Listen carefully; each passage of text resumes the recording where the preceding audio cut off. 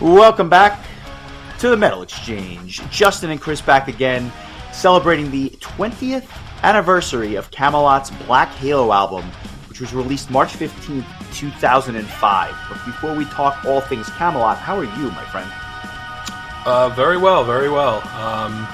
Looking forward to having this discussion. I think this might be the first time in the history of the podcast that we both had the same album planned, but it was your turn, so you got it in before I did. But I think it's actually better that you chose it because we'll be closer to the actual anniversary date this week. But I thought that was funny. I was hoping, I said this last week, I was hoping you would pick this album just so that it would be more timely, but had you not, I would have picked it for next week. Yeah, and we are, some would argue, long overdue for this one, but at the same time, it couldn't have come at a better time. I was just really in the mood to check this out again. It had been quite some time for me, I have to say, and I'll kind of walk you through all of those details shortly, but I want to talk about a few other bands that kind of came on my radar this week. The first is a band out of the Netherlands that came out with an album called Kidron, Kidron, and the band is called Sacrosanct. They're kind of like some call it like progressive or thrash. I think it's just a straight up metal band. Some really interesting production. The bass really pops. It just sounded like this nice full sound. And I feel like anybody who listens to the podcast would find something enjoyable about this band. I wouldn't say they're earth shattering, kind of in the Manowar vein a little bit, but I really kind of, was able to just enjoy this album for what it was, for the 45 minutes or hour that I was listening to it. This is a band that was really, I guess, more popular in the early 90s. They came out with 3 albums between 1990 and 1993. They resurfaced in 2018 with an album called Necropolis, and this is their first album in 7 years. So I'll play one of their tracks this week on our socials. I think people will get a kick out of hearing these guys after what's been many, many years. And in the same vein, I had mentioned that power metal I thought was back in many ways. I thought that just for one reason or another, a lot of power metal releases were kind of catching my ear, and I guess no different than another one. This one from the U.S. of all places. The band was called Niviane, Niviane. They're out of California, and they came out with their first album in 5 years called The Queen of Phantoms. Again, very well produced. Some of these songs are really catchy stuff. Not like Kamelot power metal, more of like an Iced Earth power metal, I guess you would say, but something definitely I think worth checking out there as well. Have you heard of either of these bands? The first one rings a bell. The second one does not. I want to say you put that first band on a playlist at some point because the name just sounds super familiar, but I am not familiar with the second band. I look forward to hearing both and seeing what they're all about. Nice. And I guess to that end, anything special that caught your ear or any new singles that you've checked out? Yeah, as I always say, check out our website and look at those, check out those playlists. METALEXCHANGEPODCAST.com. Last week I was I was like nervous because I went to the website and the link was missing, but everything is up. It was probably fixed by the time the episode dropped, in all honesty, like you had predicted. But it's back. There's a link on the top right of the page that says playlist. It'll take you right to Spotify. I just posted your most recent playlist and my most recent playlist, and the headline act on my most recent playlist, otherwise known as the final song, is the latest single from Epica from their A Spiral album that's coming out in just a couple of months now. The release date on that is my word, they have a lot of releases on Metal Archives. April 11th, 2025. And this is one that I'm very much looking forward to. I mean, I would have been looking forward to it as it was, but our friend Milton, who was here on the podcast a couple weeks ago, he said that he's had a chance to listen to this already, and he has very high praise for it. So I'm looking forward to that. The single that came out is called Time, or stylized as Time. And it's just, another symphonic metal masterpiece, as Epica does so well. So I'm excited for this album. I feel like just so many heavy hitters are releasing albums this year. I mean, we've already had Majestica and Night Flight Orchestra and Dream Theater, Dynasty, Brainstorm. I mean, a lot of really big names have released some really strong albums so far this year. This is going to be in that pile without a doubt. So Avantasia, another one I didn't mention. There's two albums that are coming out also that I'm really looking forward to, and both of them are kind of like duet albums. One of them is the Lauren Loimo solo project. They're releasing their second album, Falling Through Stars. These are the vocalists from Smackbound and not Ancient Bards, Battle Beast, respectively. I really enjoyed their first album together. I may have mentioned this recently, but they have another single called The Cradle, and it's a really good back and forth between these two really just excellent vocalists. And the other album I want to mention, and I always get this confused because there's so many of these like great melodic rock, melodic metal, frontiers style bands out there. And I think I'd mentioned them recently, but Wet, W-E-T, has a new album coming out called Apex. There's a new track called This House Is on Fire, and that is a duet between the great Jeff Scott Soto of former Yngwie fame, and what was the band he was in? Sons of Apollo with Mike Portnoy before Portnoy rejoined Dream Theater, and Eric Martinson, the renowned vocalist from Eclipse. I'm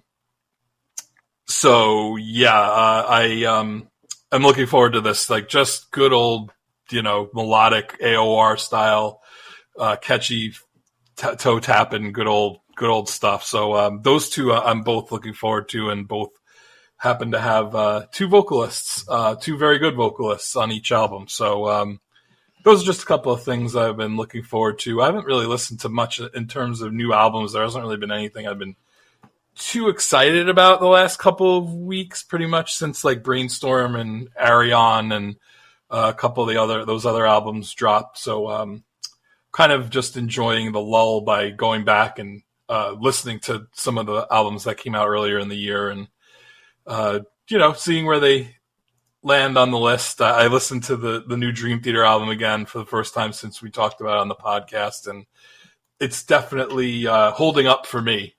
So I would be surprised if you don't see that on my list at the end of the year. But yeah, that's pretty much where I'm at. Yeah. I am, I mentioned I'm seeing them on the last night of their tour here in New York. I will give a full report. I have no idea what to expect. I will say this, though. I thought this was kind of interesting. I had listened to Mike Portnoy and John Petrucci on Chris Jericho's podcast. They did a full interview with both of those guys. And I thought this was the most fascinating thing. And I texted you about it when I first heard it. But the main riff, or one of the main riffs in the Shadow Man incident, which was your song of the week, mind you, was very much inspired by Helloween, according to John Petrucci, which I thought was interesting, A, because I didn't even think that they knew who Helloween was, B, took any influence from Helloween, which, obviously I'm sure they've played festivals together and whatnot, but more importantly, that they were actually drawing influence from them. And so it's just ironic to me that your song of the week was based on Helloween, even though it's a Dream Theater track. I mean, the whole thing is just a small circle. And I should add, you also sent me another track this week.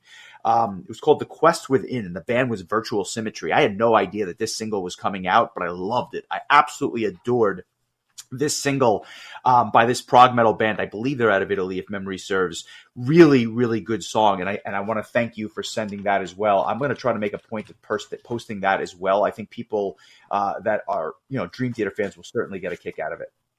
They're from Switzerland, actually, but I give all the credit to Knops. He's the one who sent me the track, so I I think he knows what kind of prog I'm going to like, and he hit the nail on the head with this one. I like this song a lot, and much like the Epica track was the last track on my latest playlist, this song is the first track on my latest playlist. So nice little bookends there. So yeah. Well, I'd just be remiss not to mention that. Definitely check out the playlist. I'll post a song this week. And with that, I think we pivot now to Kamelot's The Black Halo. This is their 7th studio album. So in retrospect, I mean, it makes sense, but I just forgot that they had so many albums by this point in their career. And obviously they're still going on strong. And I've been not shy in saying how I wish they would mix up the set lists live and I wish they would play something different. Well, let me also say that I was very fortunate to see them on this tour a couple of times. Not only did they play shows, but they just happened to do a lot of touring for this album. So I got to see Roy Khan sing a lot of this stuff live. And for my money, they were firing on all cylinders as a band by this point. The Fourth Legacy was still kind of fresh. Epica was, they had just released that just a few years prior. And Karma kind of sandwiched in between those two, which, it's just a phenomenal release in its own right. And so by this point, I had huge expectations for this album when it came out. And like I said, I was blessed to see it live.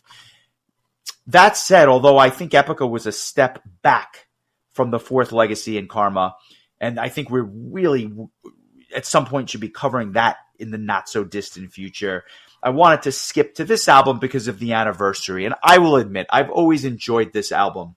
I'm not going to say that it was my favorite Kamelot album. I'm not going to say that going into this week it was the best Kamelot album. I'll just say it was a really solid release.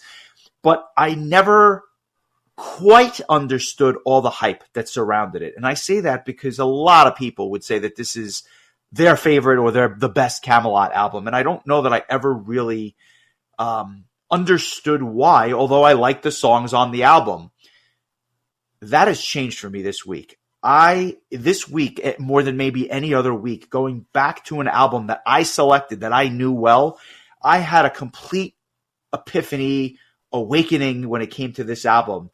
And I don't, want to kind of bury the lead here, but something? This album deserves all the praise and then some. I forgot how good it was. And if absence makes the heart grow fonder, it really did a number for me this week because I was shocked at how much I enjoyed listening to this thing more than once. Obviously, a few times that I listened to it over the last week. I'm wondering if you had the same experience because I knew it was good. I just don't think I realized how good it was. I had mentioned to you that I was able to look into my iTunes, and this is kind of one of the joys of having a curated library for as long as I've had it, but I was actually able to tell and look up when the last time I listened to this album start to finish was, and it was in September of 2011. Wow. So it was closer to the album's release than today. That was the last time I'd listened to it. And so there were songs on this album that I remember so well. I think a lot of it has to do with the songs that the band played live more often, but there were songs that I just absolutely remembered, and then there were songs I didn't remember nearly as well. I remember I held this album in high regard, but also I think it was more because of the strength of the songs that I was aware of and less so about the album as a whole. And I think I had a similar kind of feeling as you did, listening to it again, start to finish, understanding the story better, understanding how everything ties together. I would argue that this might now be my favorite Kamelot album of all time. But we'll see. But I had to go back and listen to Epica after this because that was an album that, what you just said about this one, I never really understood why people were always so over the moon about that album. Something just never really clicked with me.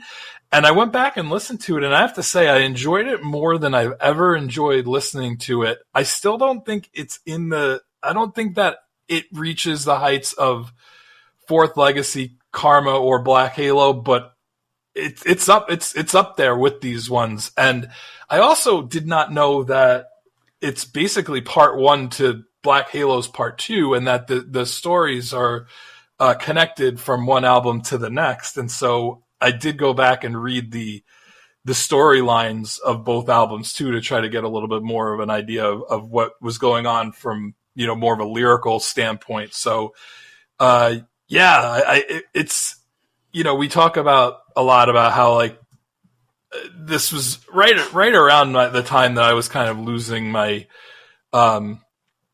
excitement about metal, or it was just waning a bit. And I remember when this album coming out and hearing particularly The Haunting, that was like I felt like it was such a big deal. The music video and all that, and it was just such a smash to me. Like, it was such a great tune, and so I remember that very clearly when this album came out. But this was like the first Kamelot album I didn't buy the disc for. I think Epica was the last one I actually have the disc for. I was kind of like transitioning over to digital, and just not really that into metal. And by the time I would actually get to see the band live, Roy Khan had left the band like a month before.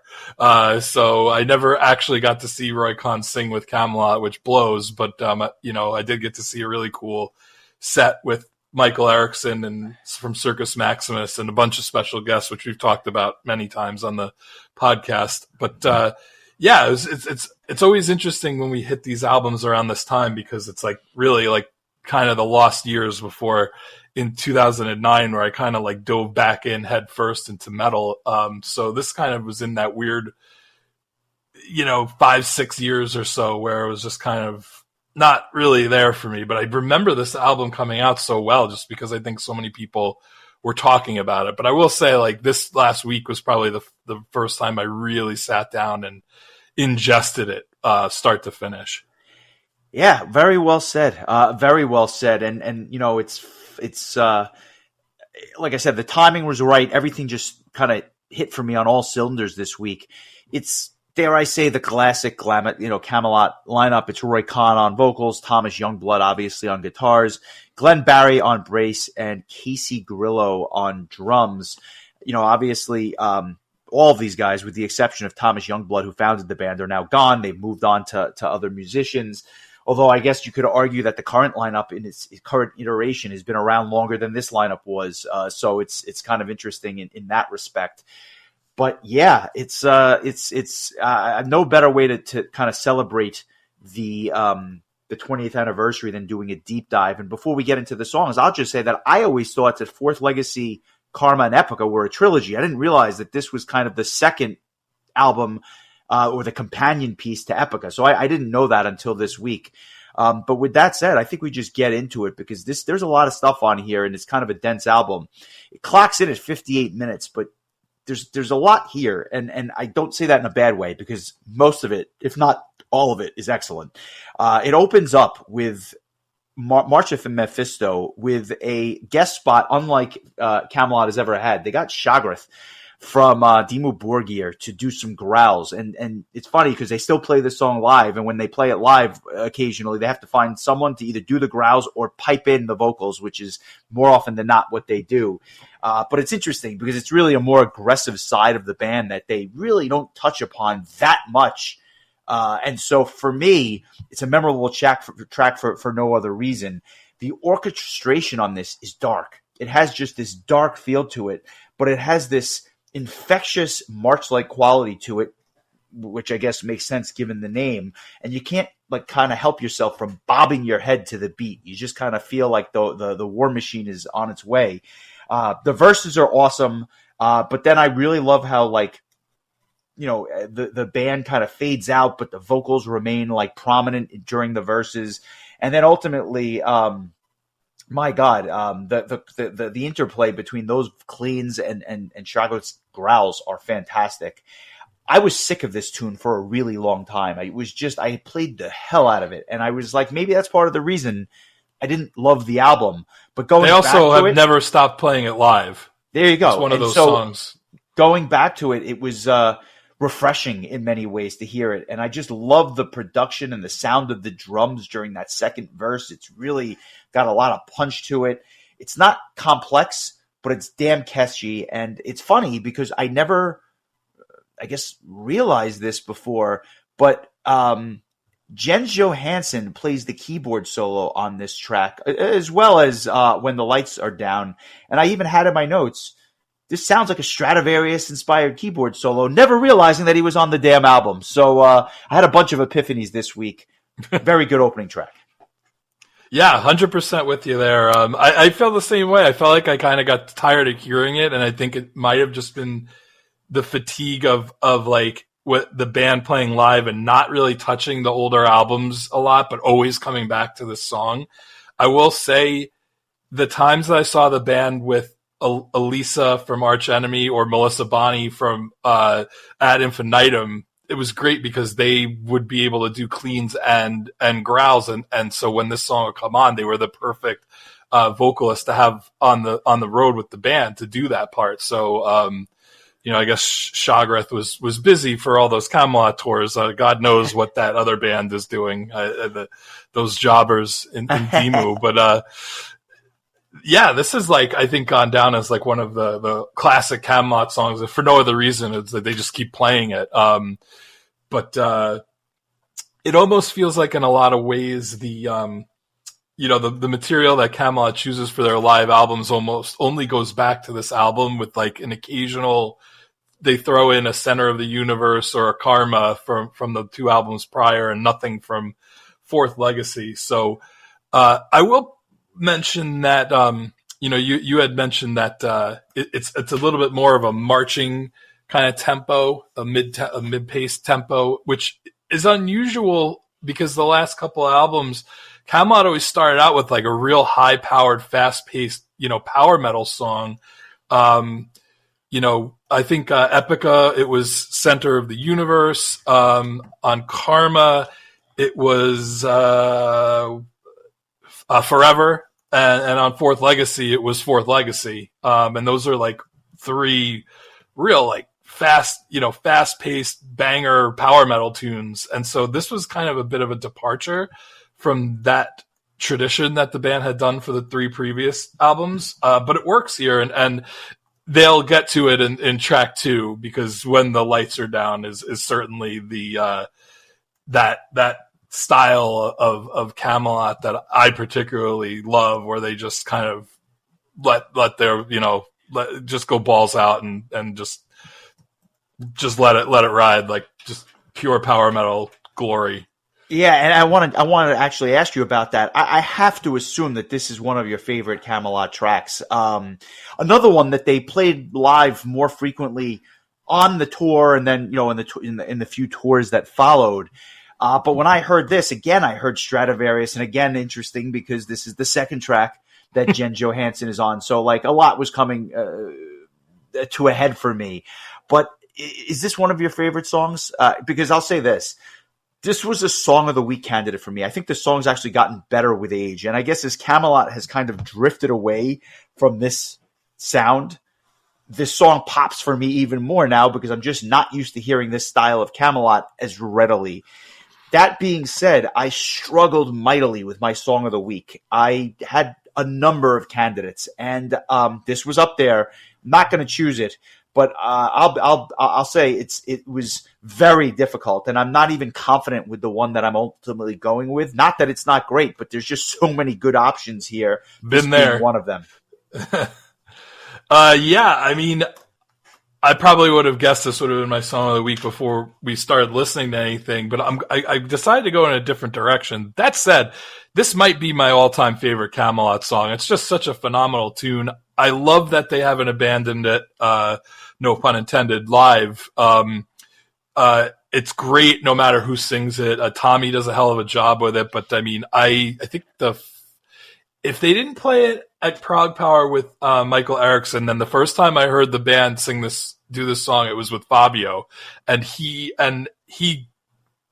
just did it. It was incredible, and it was funny. I think I told this story, but me and Caleb accidentally walked in on the sound check in Toronto, and they were like sound checking with this song, and Fabio was just like at a sound check, just sounded amazing. I was like, wow, this is incredible. And we were like, and I'll never forget, Caleb just leaned over to me and was like, pretend like you're supposed to be here. And so we just stood there and like acted like we were supposed to be there, and nobody really questioned it. And then the sound check ended, and we went outside, and 5 minutes later, Fabio was out there lighting up a cigarette, and nothing unusual. But this is just one of those songs I never get sick of. It's a quick song. It's like under 4 minutes long, but it hits all the notes of this era of Kamelot that I loved. But there was a song that I kind of forgot about that really blew me away, and so I think I decided to go with that as my song of the week. But that's not to say that this song isn't phenomenal. It's without a doubt one of my favorite Kamelot songs of all time, and I agree with you. I had a number of candidates for song of the week.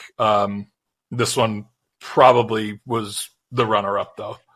Well, if you went with a little bit of an oddball, I obviously know that you did not go with The Haunting Somewhere in Time. This is not their best tune by any means. It's a rather simple song, but I'll be damned if it doesn't get stuck in your head like few others. This is really interesting because 20 years ago, they get a young Simone to kind of do a guest spot on this. And what I loved was that when Kamelot toured this album, Epica opened. So Simone came out and sang this with Roy Khan. And to me, that is something I will never forget. And I got to see it at least twice, maybe even 3 times if memory serves. But seeing them do this live was incredible. And it has this spooky vibe to it with awesome keyboard samples. But I think it's the bass which really drives this song. And the key to the whole thing are those dual vocal lines when they're singing not only to each other, but on top of each other as well. One of the best choruses in their entire catalog, just so catchy. And the bridge also just stands out to me because of the beautiful duet together. I've seen him do it with a number of singers at this point. That is to say, I've seen Khan sing the song with a number of singers. But Simone was the best. That was, just to hear the original version of it as it was intended was incredible. That's awesome. I think I saw her sing it with Tommy or maybe Fabio. Because I remember there was one year where she went along with Kamelot on their tour, even though Epica wasn't with them. Like she just kind of went along for the ride. And if memory serves, she's married to their now keyboard player, Oliver Palatai, is that right? That's right. Yeah. So it makes sense. That might have been why she was tagging along. But it was cool getting to see her.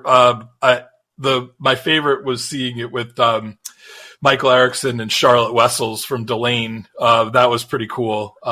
Once in a lifetime for sure. There. Yeah, I wonder if she was going to do that if Khan was still in the band at the time, because that would have been pretty cool too. But I think this is probably like the most played song from this album, like for me at least, like on Power Hours and live and whatever. And it's another song much like March of Mephisto that I think I was sick of for a while, but listening to it now, I'm just reminded of how great of a song it is. And it was a really good choice for a single and a video because it just has that kind of wide appeal that I think isn't just for, underground metalheads. Like it's something that I think could have been a radio hit or whatever. But I wasn't super familiar with the band Epica at this point, and they actually took their name from the Kamelot album that preceded this one. But this was probably my first taste of Simone Simmons, and I would become quite a fan over the years, but I wasn't really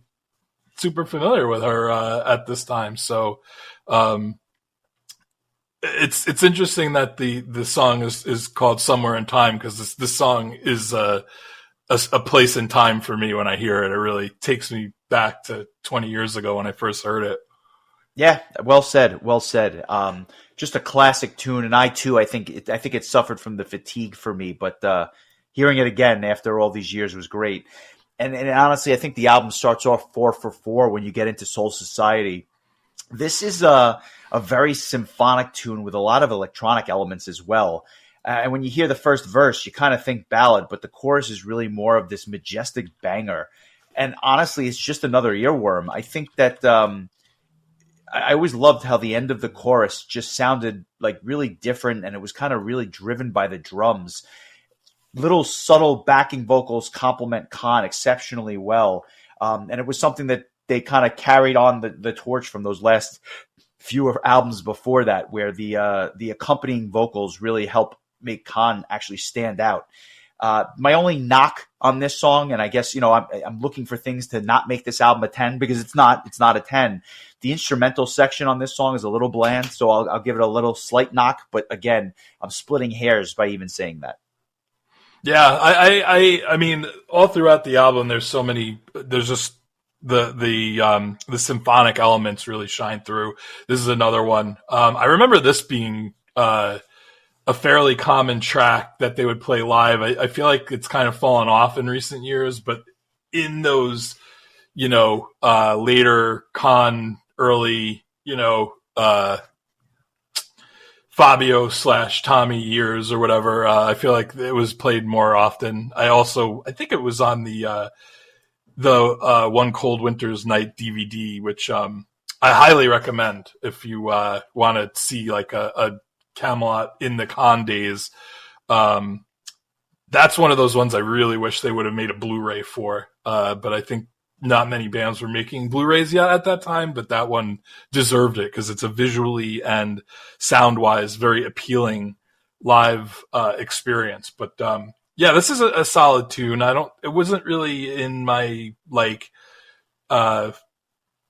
list of songs I would have made song of the week, but I mean, I feel like this is kind of towards the bottom for me, which is like a kind of a huge compliment because I really like the song. Like, there's really I don't feel like there's any lulls on this album at all. That's high praise by way of an insult. So I like that. We move over to the first of three interludes, the first being De Gratia. Really just a minute of kind of sound effects and some vocals towards the end, but it really is a prelude to Abandoned, which features the vocal stylings of one Mary Youngblood. So she's appeared on other albums, and quite frankly, she's got a great voice. So I think that it's not nepotism. I think there's a reason why she's on here. Talk to me about Abandoned. I love the way this starts with that beautiful piano and the violins, and it has that big violet, kind of ballad feel. But then it's the vocals which just lend itself so well to this tune, and it's hard to imagine anybody actually singing it. It's very dramatic, but it doesn't come off as cheesy or over the top or anything like that. And the listener really gets the big payoff with that epic sounding bridge towards the end of the song. And the song kind of opens up a bit for that last minute and a half. Just a beautiful duet. Yeah, it's a very emotional track, and I think that it's well placed in both the story and the album because I think, those first songs, they hit pretty hard. So I think this one, you're really taking it down to light some candles, and we're getting emotional here. And, yeah, you hear Khan has such a range, and you hear those really low notes at the beginning of the song. It's his vocals are so unique. It wasn't until these later years where we're hearing guys in Sunburst or whatever, that sound a lot like him. But I felt like it was years before there was anybody that kind of touched that Khan delivery. And this is another example of that, just a really, really beautiful duet. Like you said, very emotional tune. Mary, was also, part of the previous album, Epica, as, Helena, one of the main characters in the story. So she makes, a few appearances on this album as well. But yeah, really nice song. I kind of forgot about it. But I feel like this was another one that the band used to play live more often. I can't remember if it's something that they've played recently. I want to say no. I've seen Kamelot so many times, literally a week after Khan left the band, I saw Kamelot 46 times since then, but never before. It was just very odd timing for me. Part of it was also just that, I wasn't really as into metal as previously mentioned, but yeah, this is a really nice tune, and I think it does a good job of slowing down the pace of the album, which I think it needed at this point. Yeah, well said. What's interesting is the next track, This Pain, track number 7. This was the first song I didn't remember my name and didn't have a strong, dare I say, connection with or fond memory of this particular track. I'm curious to hear your thoughts on this one because I know we've never talked about it. No, I mean, I didn't really even remember it, to be honest with you. This like middle portion of the album, I think, is kind of where I like had like a mental block or something. I could just did, and again, like I said, I hadn't listened to the album in like 13 years, so that might have had something to do with it as well. Not to mention that these are a lot of these songs the band doesn't play live, and maybe they might not have played live when the album came out, for all I know. This is a solid tune. It's not one of my favorites, but it's good. Another kind of another like mid-tempo type tune. I'm always like kind of waiting for the next real fast like kind of banger tune to pop out again, and it will. But this is another one that I think kind of is just Kamelot doing what Kamelot does well. I feel like this album is a good example of how they do ballads really well. They do fast-paced power metal really well, and they do this kind of just middle of the like mid-tempo type stuff. Really interesting. I enjoy the, I don't know if you want to call it harpsichord or just like kind of like that old-timey Castlevania-esque organ going on in the background. Always a fan of that. But yeah, I don't have too much to say about this one. It's a solid tune. It kind of is right where it belongs, right in the kind of dead center of the album. You know, it's funny. I feel like this is the kind of track you're hearing them do more of now. They've moved away a little bit from some of those fast-paced bangers. They still have the ballads, but I feel like a lot of their stuff is in this mid-paced tempo. It's a deeper cut for sure, and I feel like it's the kind of song that Tommy Karavik would actually do a really good job on if they played it live. Although I see why they don't, because I don't think it's the most memorable song, and I think it's solid. I just don't really like. I think it's just a good track that has a place on the album, but it's not a great track. But to me, I think the drum production stands out more than anything on this track. It's just not my favorite tune on the album. It's kind of just there, but it's really more of a function of the other tracks being so good that it pales by way of comparison. I think that's perfectly said. We haven't talked a ton about the story or the lyrics or anything, but one of the interesting things I read about the previous album, Epica, is that most of the lyrics were written before the music was composed.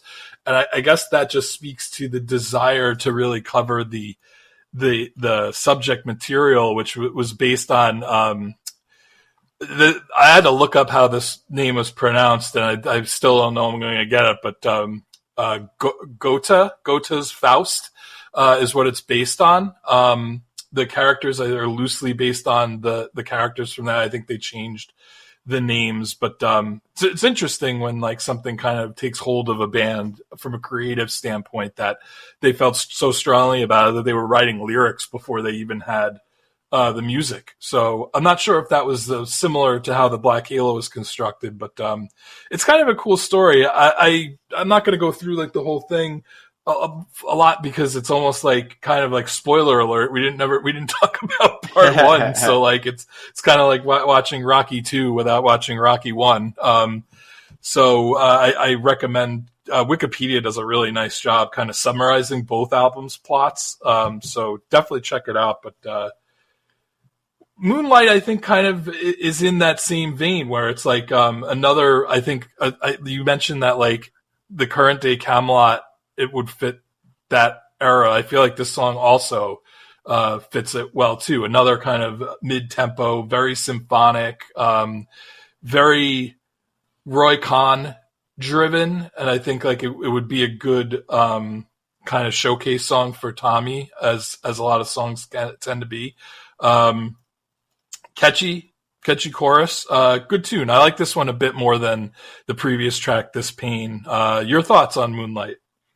Low key, almost my song of the week. It's not, but I was really impressed by this one. I love the intro. It's very slow, intriguing, beautiful orchestration and keys.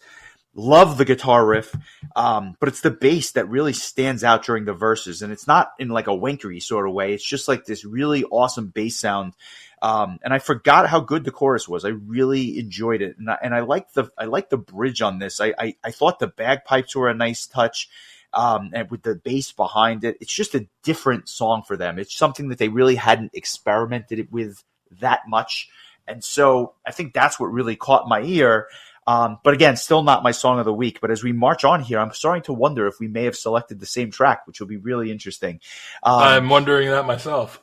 What we did not choose, or at least what I did not choose, and I will assume you did not as well, is interlude number 2, Una sasia neo molto silenzio, or something like that. Basically 40 seconds of an accordion.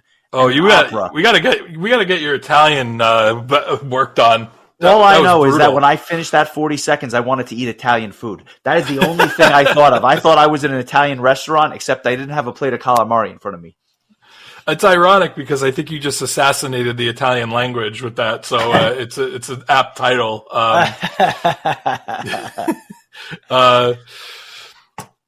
I was gonna pronounce it. I'd given you a break, but you kind of dove right in there and went for it. So we'll just leave it at that. But yeah, I feel like this was kind of similar. The interludes on this album were kind of similar to the previous album, where they really weren't like, there wasn't like a ton of musicality going on. I think it was more for storyline purposes. And also I think it just does a nice job of breaking the album up into sections. And so here we go with section 3, and we start out with the title track, The Black Halo. And this was one of those tracks that I forgot about. And I was like, how did I forget about this? The song is fantastic. So your thoughts on the title track, like legit forgot all about it. I don't think it's quite as good as the song Karma, but for a title track, it's really good. It's this short banger. Ironically, has a bit of a similar feel in many ways to Karma, at least in spots.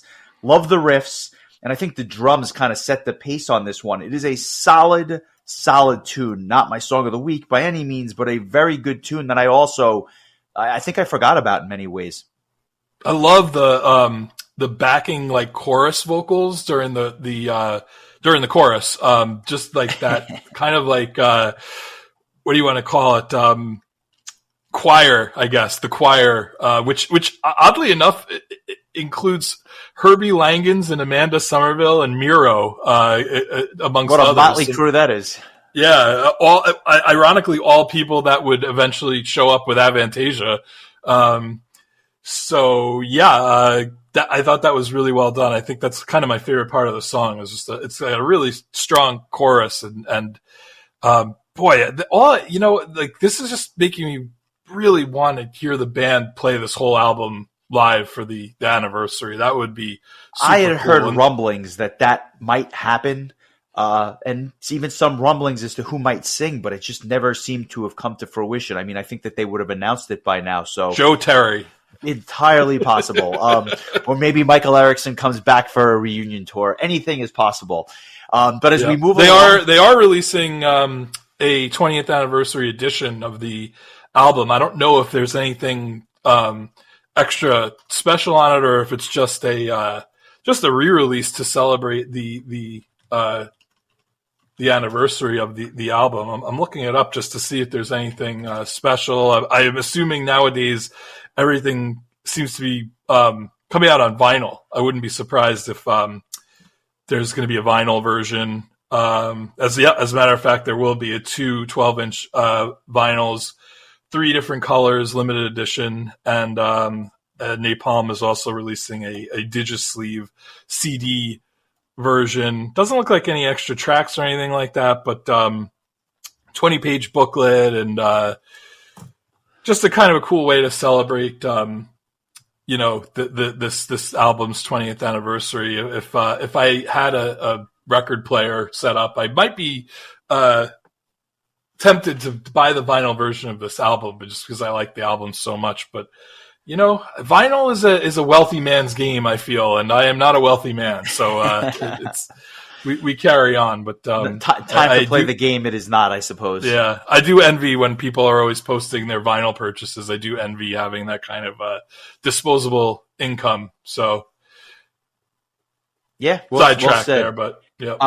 As we get to the last third of the album, we get to Nothing Ever Dies, and this is another tune that I think has a very similar pace to the Black Halo song itself. It's rather underrated. I like this for a lot of the same reasons. The riffs and the chorus especially, and how the band fades out, but Khan's vocals are the only thing you hear for that one measure, or that second or so. It's kind of cool, a nice little touch.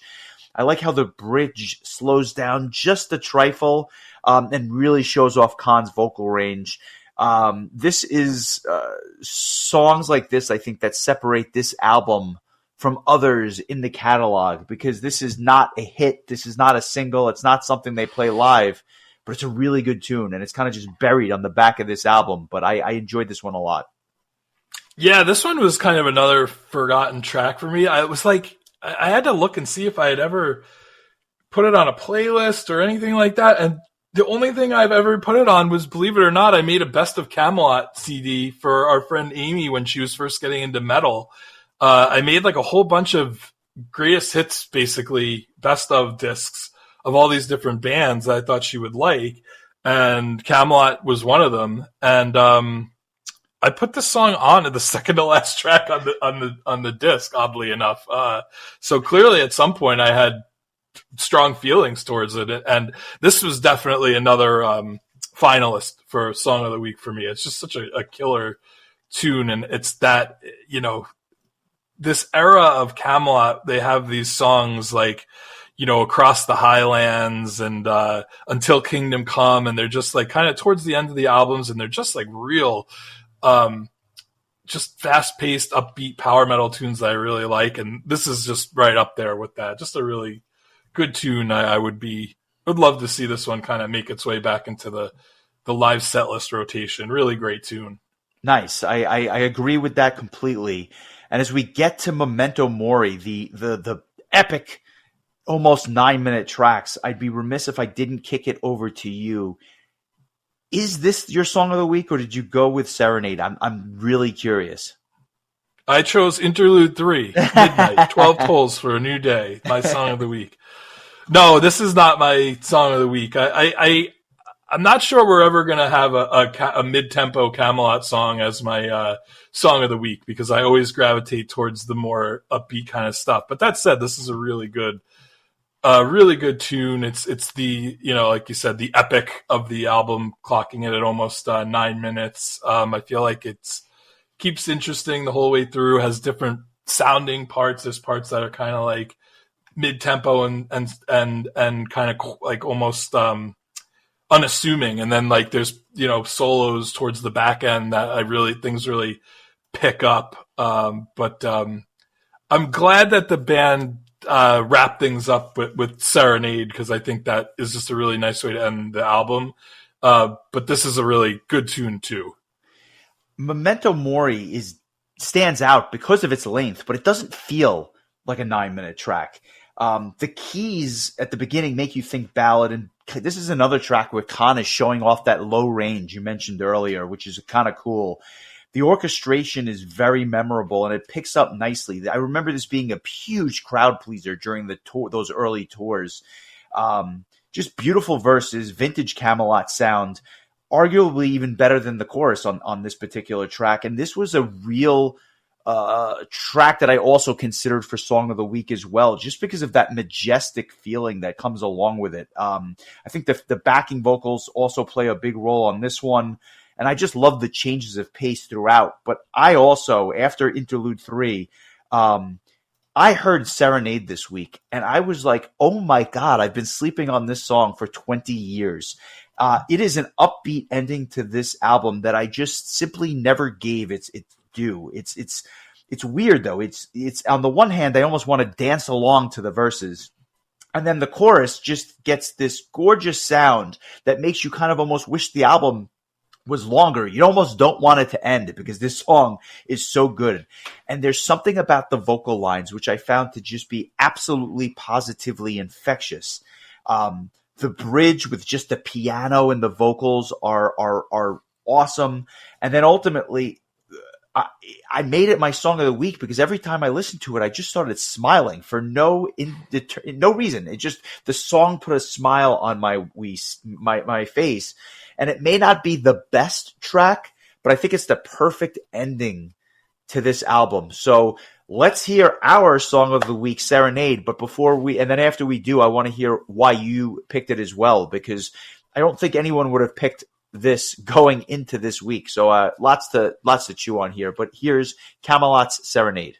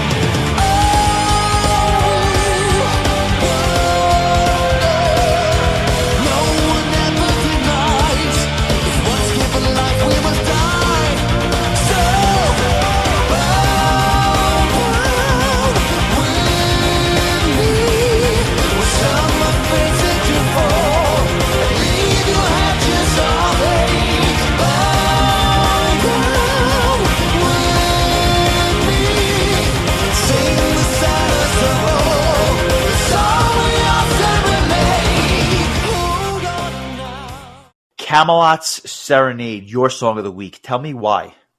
Because it's awesome. I mean, how did we both forget about this song? It's so good. Like, I think When the Lights Are Down and Nothing Ever Dies were going to be probably my songs of the week. And then like you said, like every time I listen to this song, I was like, it's such a great way to end the album. It's upbeat. Infectious is the word for it. Everything about it, the fast paced guitars and drums and I have to ask, like, how come Kamelot doesn't write these hooky choruses anymore that like you hear, like When the Lights Are Down and Nothing Ever Dies and Serenade, those three tracks in particular on this album to me have such infectious hooky choruses that just stick in your head for days, and this is no exception. I don't know what I was doing sleeping on this track, but I love it.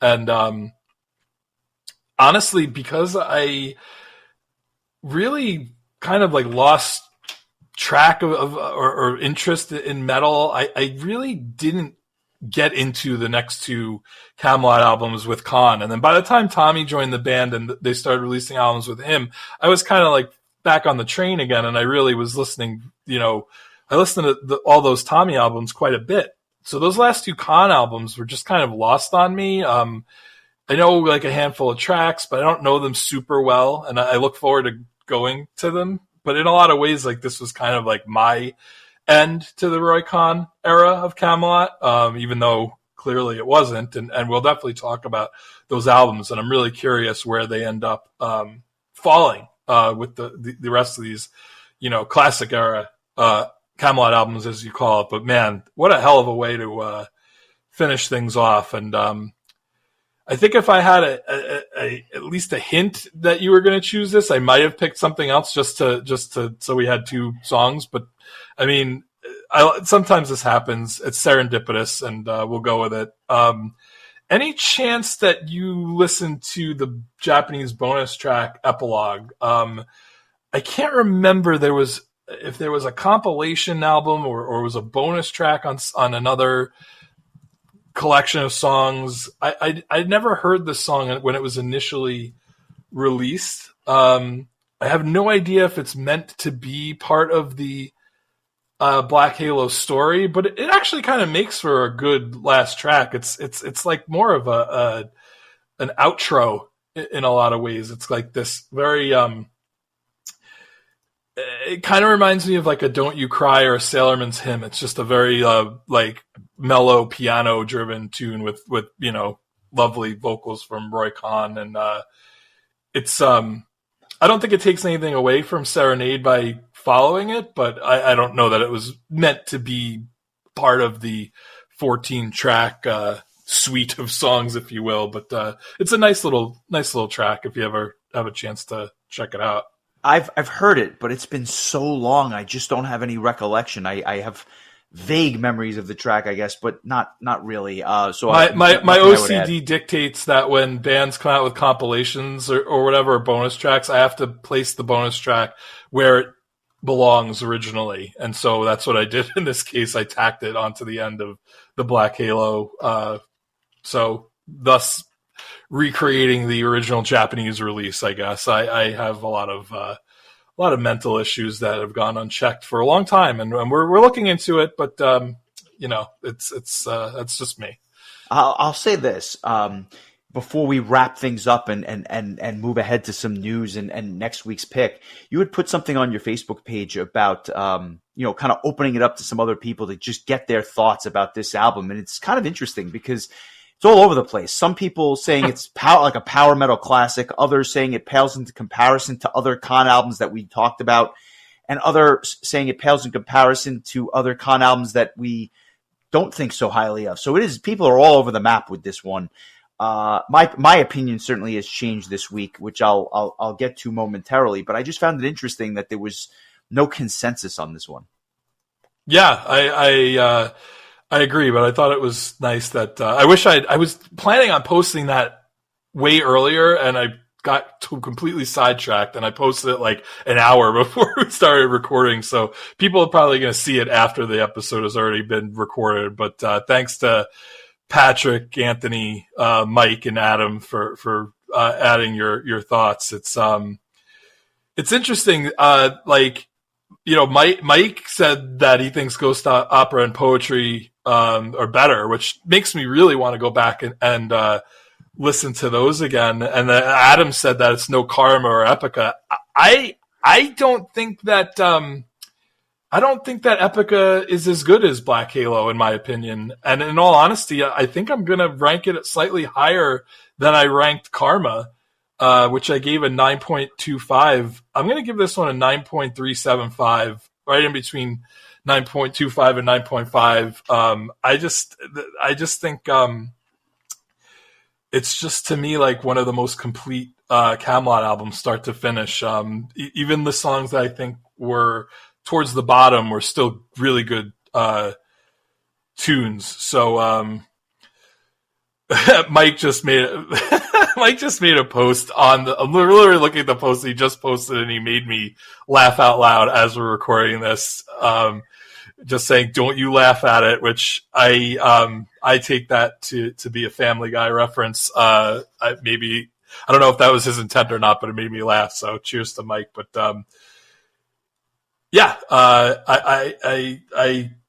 I'm curious where you rank this album. I went back into our notes, and I gave Karma a 9.25, as I just mentioned. You gave it a 9.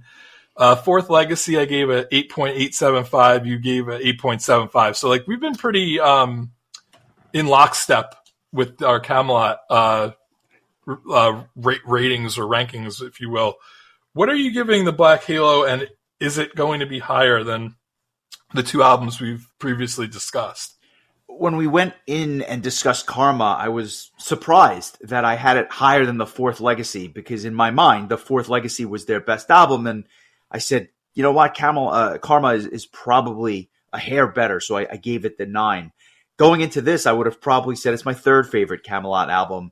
It's definitely not that. I actually think I like it more than the Fourth Legacy, so I'm going to put it up there right with Karma as a 9. But if this is any indication, it may be it's tied for my favorite album. I think I'm splitting hairs between this and Karma. This has a more fuller sound. I think it's a little more robust, but at the same time, Karma is nearly perfect. So I very good company, to say the least. But until we talk about Dominion and Eternity, and then we really kick things into high gear. This was like I said. I mean, it's easy to pat myself on the back because I selected it. Obviously, you would have chosen it anyway. But I am so happy we did this because I've done a complete 180 on this album. And if you would have asked me going into the week, I would have said, "Oh, it's probably maybe an 8." But it's once I get into 9, you're in rarefied air, and this just kind of checked off all the boxes for me. Makes complete sense. And again, like I think I've been pretty much in lockstep with our Kamelot rankings. So yeah, good stuff. I'm glad you chose it. It opened the door for me to pick something else next week, which we'll get to. But this was great, and I definitely look forward to talking about. There's so many more Kamelot albums, like you said, the band's still going strong.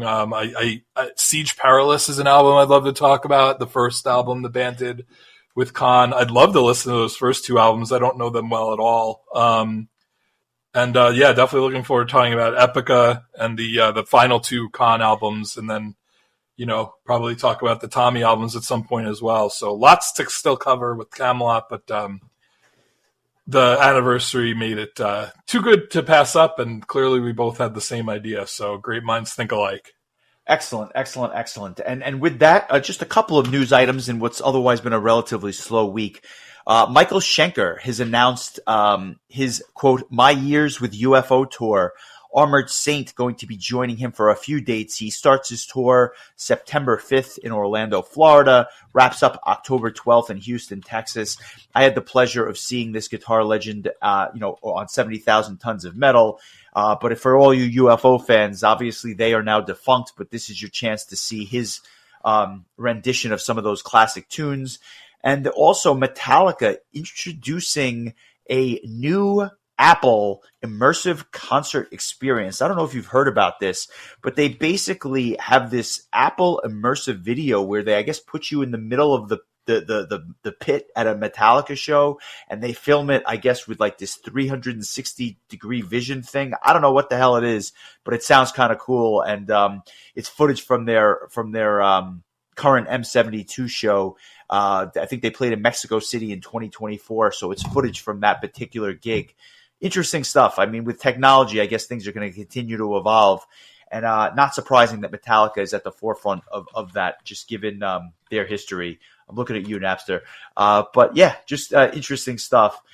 You had mentioned to me offline that you had changed up your pick of albums for next week at the 11th hour, 5 minutes before we started recording.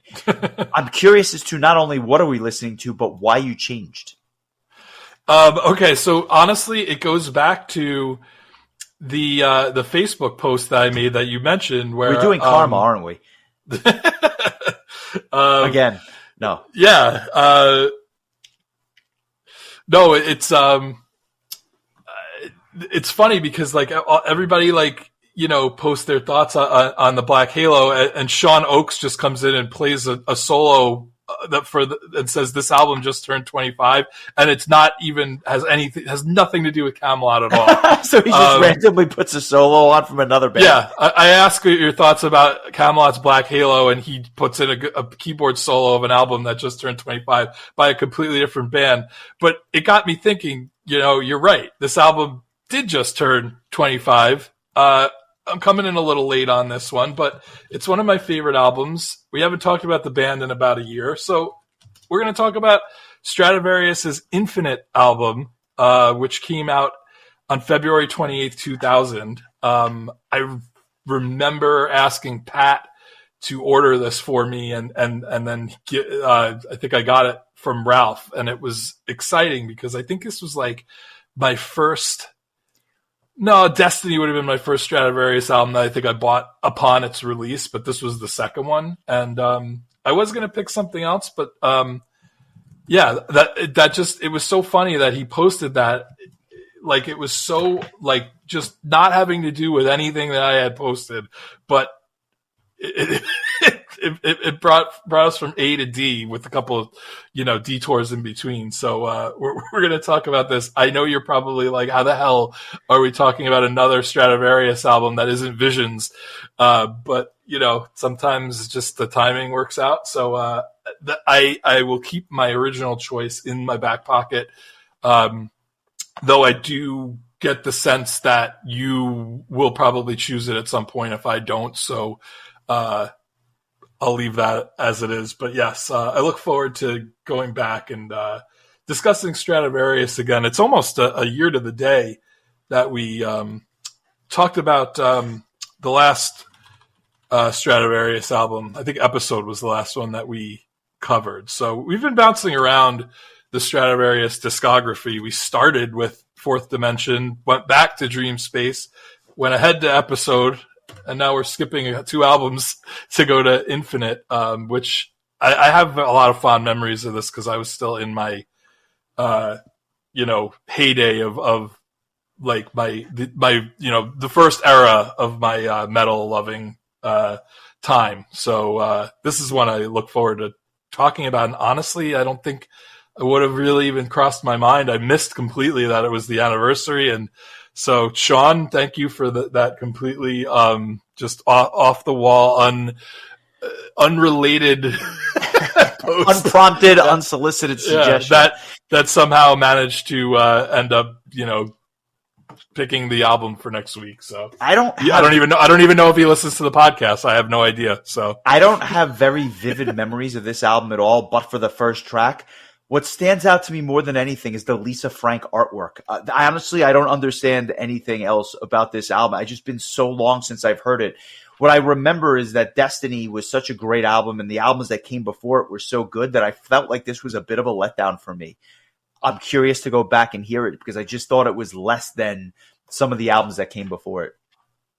I know this, barring any major discoveries, I think I already know what my song of the week is on this one, but let's see if we can go 2 weeks in a row choosing the same song. I bet I know what it is, but I'll save it for next week. That being said, thanks. If you're liking what you hear, give us a like and a follow. Consider joining our Patreon. We appreciate the support. We'll be coming back next week, talking all things Stradivarius and all things that are going on in the world of metal. So with that, enjoy the week, my friend, and I will talk to you soon. Take care, buddy.